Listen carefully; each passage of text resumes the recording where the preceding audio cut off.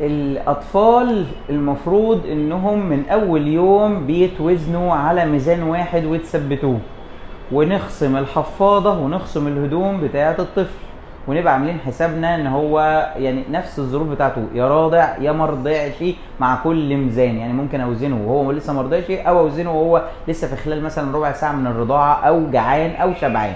خلاص، عشان نبقى متفقين في موضوع الوزن.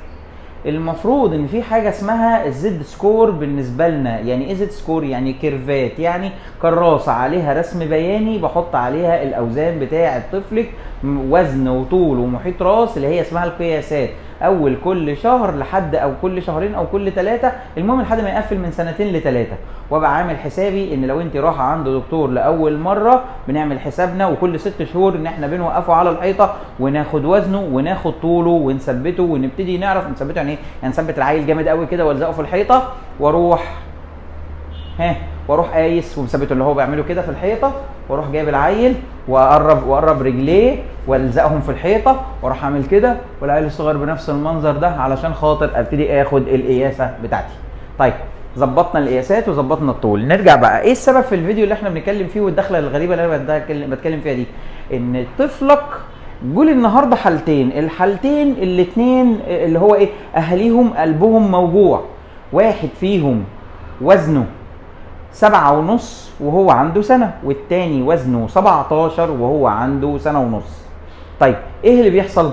هنتكلم في الفيديو ده عن الولد اللي كان مليان اللي هو 17 كيلو، ونرجع تاني بعد كده 7.5 ده نبقى نتكلم عليه في فيديو تاني، او لو هنعرف نكمله المرة دي. حاولت افهم مامته 4-5 حاجات، قلت لهم ابنك مليان، تمام.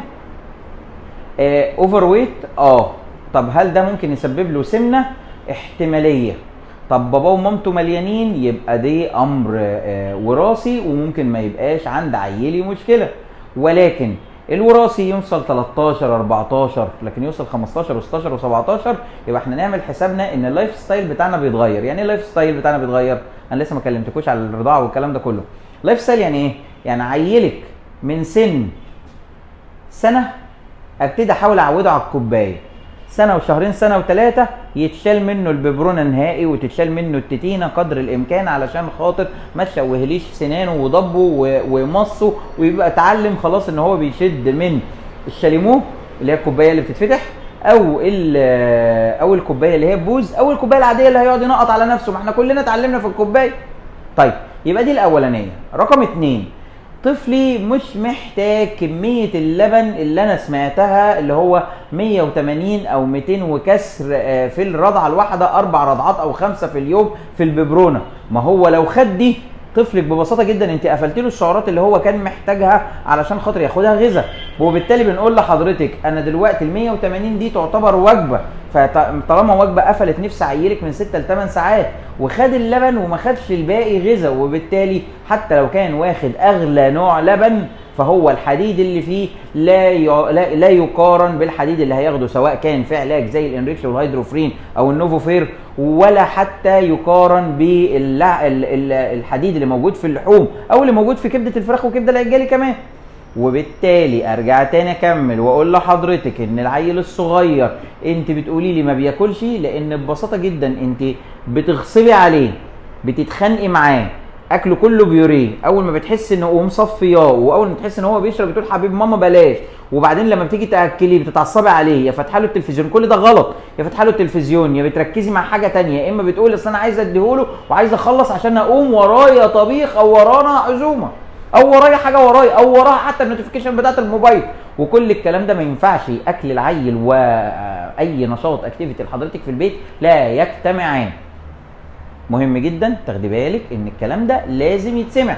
2، عيلك مع مامتك مع خالتك مع عمتك مع حماتك مع اي حد ماشي في الشارع، حتى مع ابوه، هياكل من الارض زي القطط وزي السحليه، لكن من ايدك حتى لو كان انضف حاجه، فده كلام مش مستحب دلوقتي، لان عيلك على قد الحركه واللعب والتنطيط والحاجات اللي بيلحسها على قد ما بيبني ويربي مناعه.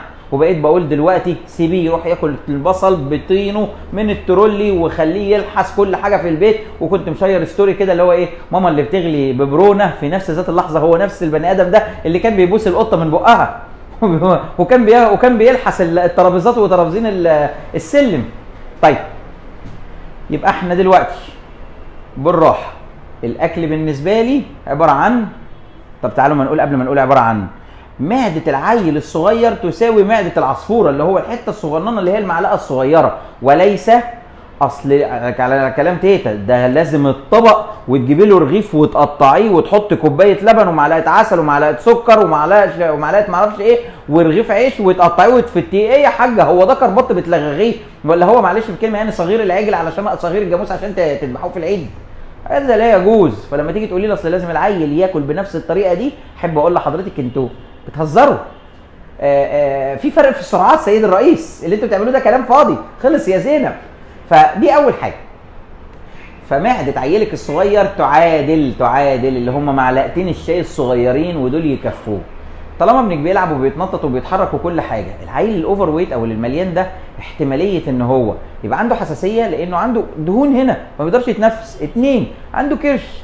3 العضو داخل لجوه. 4 تقله محمل على رجليه فممكن يقوس.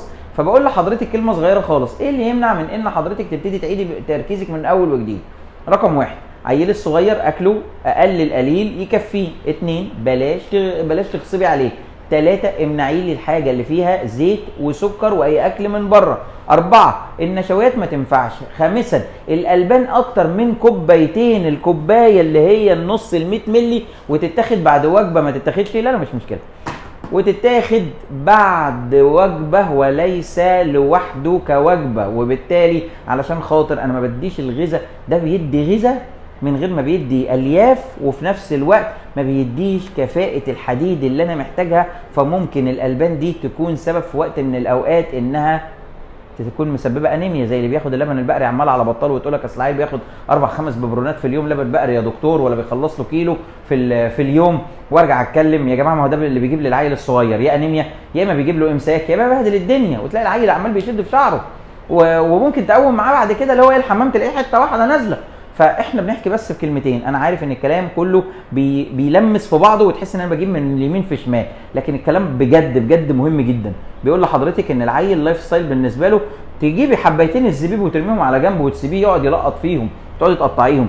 تجيبي المكسرات وتطحنيها وتخليها على جنب كده ويقعد يلحسها من ايدك زي العصفوره. تجيبي السمسم وتحطيها على اي حاجه وتخليها ياخدها. تقول لي طب هو بسكوت الشوفان؟ الله يعني ايه شوفان يا حاج؟ الشوفان ده الشوفان ممتاز وكل حاجه، بس هي قبل ما اخش على موضوع الشوفان، ما هو احنا فين الفول؟ فين الحمص؟ فين البليله؟ فين الرز؟ فين اقول لك ايه بس؟ فين الطبيخ؟ فين السبانخ؟ فين البسله؟ فين القلقاس؟ فين الرز؟ بس ما تكتريش من الرز عشان ابنك مش محتاج اكتر من معلقه واحده.